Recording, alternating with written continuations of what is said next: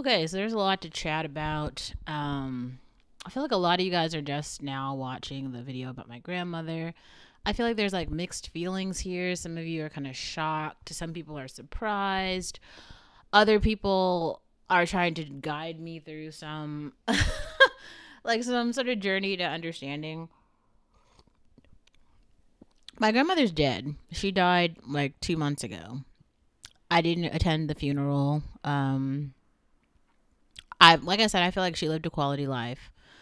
I think her story is just interesting to unpack because most stories like hers never get told. And then there's never really this. I feel like most of the people, like my other family members, especially ones who are like really like, I don't want to call them blacker than me, but I'll say whatever. Let's just say my other family members don't seem to take this introspective um kind of like look at family life and family history in the way that I'm doing. They seem to just be okay with what she was, what she stood for, what she did.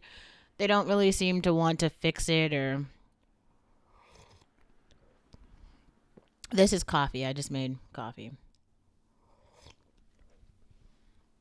Well, that's not actually a good way to say this. You can't fix what happened. It's already happened. I don't We're not trying to fix it.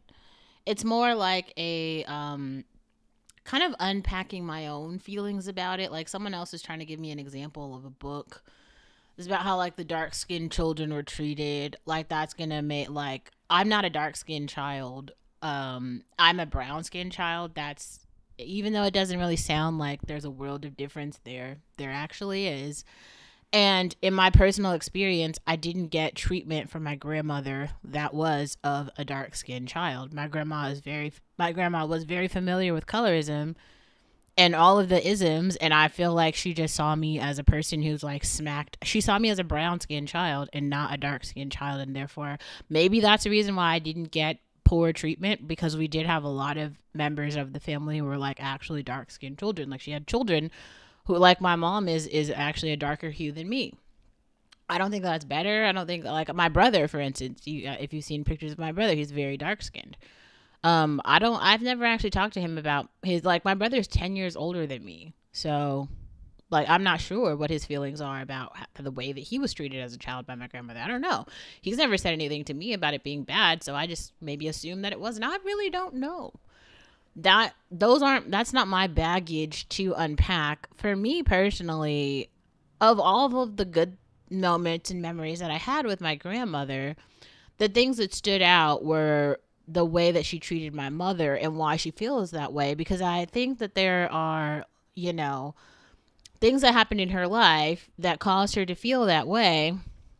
And therefore, she, that she's the person that she is because of those experiences.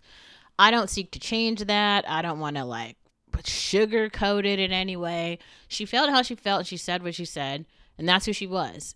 And that's important to remember. That just goes against my personal philosophy on life and how I personally feel about blackness and being black, specifically being from Africa. So we just differ on that and we don't have to agree. You can be on the other if you want to be a part of like white supremacism, anti-blackness, pro-whiteness, like whatever stance that you stand on. If it's directly against me, let this be an example to you. Like there are other people on the other side. It's obviously not me, but like also I also want to okay, so that's going to be the end of this video. So, okay.